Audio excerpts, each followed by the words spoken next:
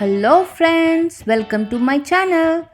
ఈరోజు మీకోసం కంది పొడి ఎలా చేసుకోవాలో, అది కూడా పూర్వకాలం మన బామ్మలు అమ్మమ్మలు చేసే స్టైల్లో ఈ కంది పొడి. అదేనండి, కొంతమంది కంది పొడి అంటారు, కొంతమంది కంది సున్న అంటారు. మరి ఈ రెసిపీ ఎలా చేసుకోవాలో ఇప్పుడు చూసేద్దాం.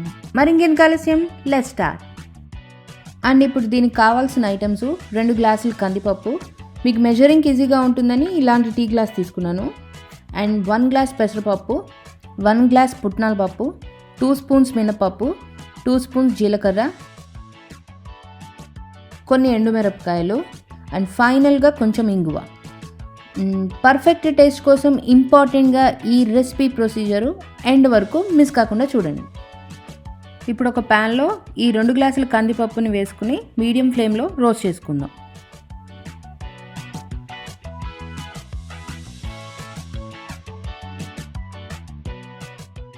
ఇప్పుడు దీంతో పాటు ఎండుమిరపకాయలు, ఇక్కడ నేను ఒక 20 ఎండుమిరపకాయలు తీసుకున్నాను. కందిపప్పు వేగటానికి టైం పడుతుంది కాబట్టి సో ఇదే టైంలో మనం మిర్చి కూడా వేసుకుంటే ఈ 2 కూడా మంచిగా ఫ్రై అవుతాయి.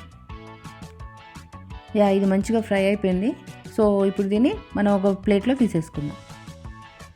నెక్స్ట్ 1 గ్లాస్ పెసరపప్పు, ఇది కూడా మీడియం ఫ్లేమ్లో దోరగా వేయించుకోవాలి.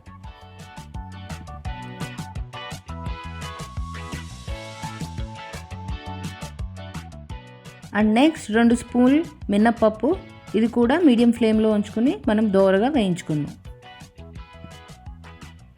సో ఇది కూడా వేగిపోయింది.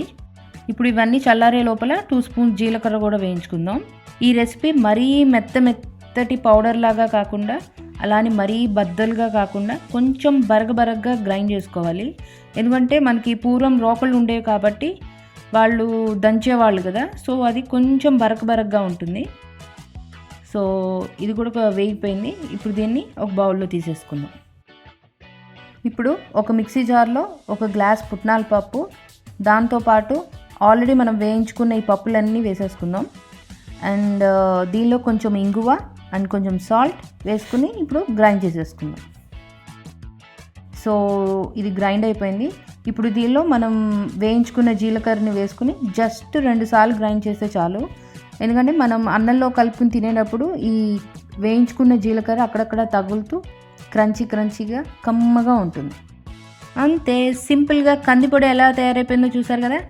ఇప్పుడు దీనిలో కొంచెం నెయ్యి కానీ లేదా నువ్వుల నూనె కానీ కలుపుకు తింటే చాలా సూపర్గా ఉంటుంది. అండ్ పర్ఫెక్ట్ కాంబినేషన్ దీనికి వచ్చేసి ఆవకాయ. అండ్ ఈ ఆవకాయ రెసిపీ సింపుల్గా మనం ఎలా చేసుకోవాలి అనేది కింద నా డిస్క్రిప్షన్ బాక్స్లో పెట్టాను. ఎవరైనా వాచ్ చేయకపోతే తప్పకుండా వాచ్ చేయండి. మరి బయట ఎలాగో వర్షం పడుతుంది కాబట్టి నేను వేడి అన్నంలో ఈ కంది సున్ని తింటూ ఎంజాయ్ చేస్తాను.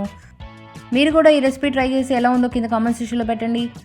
If you like this video, give it a big thumbs up. Please like, share and finally అదేనండి, సబ్స్క్రైబ్ చేసుకోకపోతే త్వరగా సబ్స్క్రైబ్ చేసుకోండి.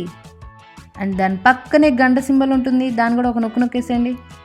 మరో మంచి రెసిపీతో మళ్ళీ కలుస్తాను. అంతవరకు signing off. This is Surekha at in short.